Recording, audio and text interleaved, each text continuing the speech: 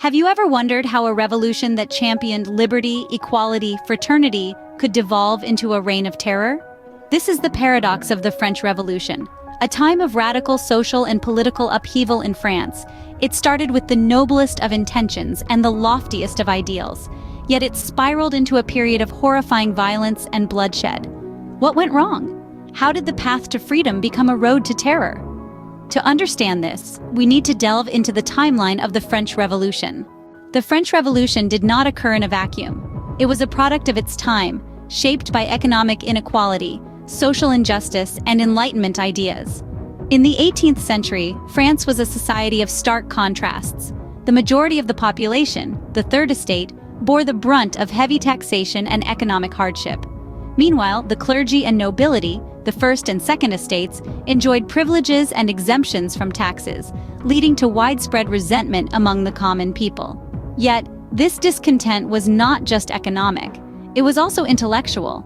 The ideas of the Enlightenment, emphasizing individual rights, reason, and equality, began to permeate society. These ideas were like a spark to the tinder of social and economic inequality. As these forces converged, they created an atmosphere ripe for change and revolution. These forces set the stage for a meeting that would ignite the revolution, the convening of the Estates General. In 1789, King Louis XVI tried to address the financial crisis by calling the Estates General. But this would not go as he expected.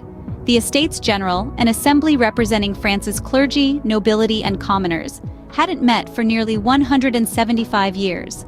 However, the representatives of the Third Estate, the commoners, felt marginalized. They were taxed the heaviest, yet their voices were drowned out by the First and Second Estates. In a bold move, the Third Estate broke away, forming the National Assembly. They declared themselves the legitimate representatives of the people, a direct challenge to the king's authority.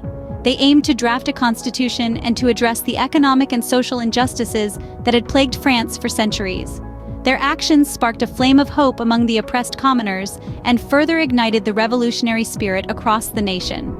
This bold move was soon followed by a more dramatic event, the storming of the Bastille. The Bastille, a symbol of royal tyranny, was stormed by Parisians on July 14, 1789. This wasn't just a prison break, it was the start of a revolution.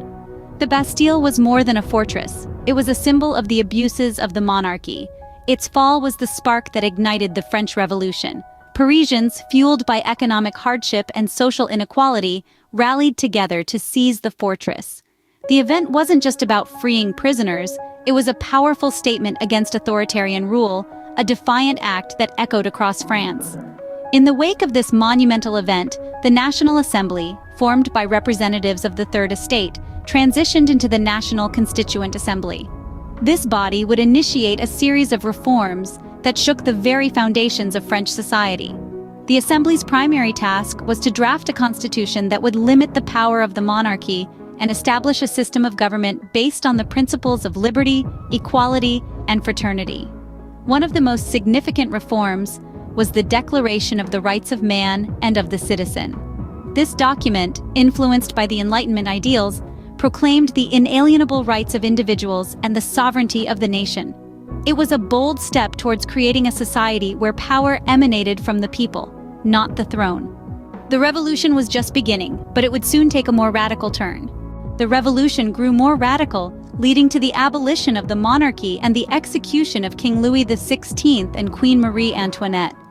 As the revolutionary fervor intensified, the monarchy, once the bedrock of French society, was deemed obsolete. The king, queen, and their entourage fell victim to the guillotine, their deaths marking the end of an era and the birth of a new, uncertain future. This radicalization didn't occur overnight. It was a gradual process, driven by rising social, economic, and political tensions.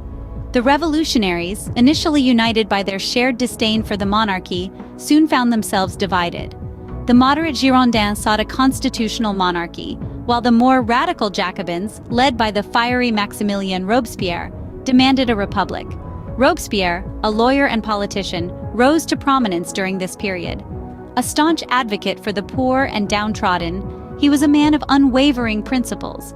His belief in the virtue of the republic and the necessity of purging it of its enemies made him a divisive figure. To some, he was a hero, to others, a tyrant. In the hands of Robespierre and his allies, the Committee of Public Safety became a de facto government. Its mission was to protect the newly formed republic from foreign and domestic threats, but in doing so, it unleashed a reign of terror. From 1793 to 1794, thousands of perceived enemies of the revolution were rounded up and sent to the guillotine. Nobles, clergy, and even revolutionary leaders who fell out of favor with the committee were not spared. This reign of terror was a dark and tumultuous period in French history. It was characterized by mass executions, paranoia, and violent repression.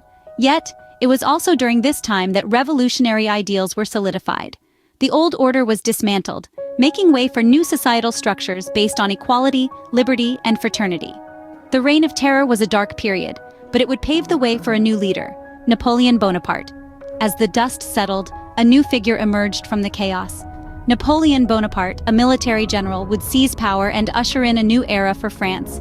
But that's a story for another time. In the chaos and internal conflicts of the revolution, a military general named Napoleon Bonaparte rose to power.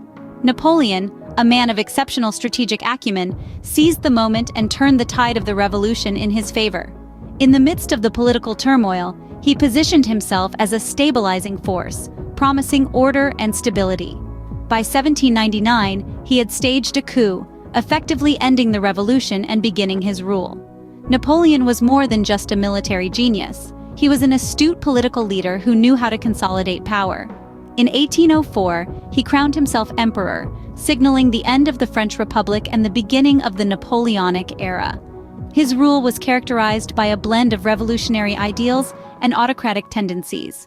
He introduced the Napoleonic Code, a legal framework that embodied the principles of the revolution: equality before the law, protection of civil liberties, and secularism.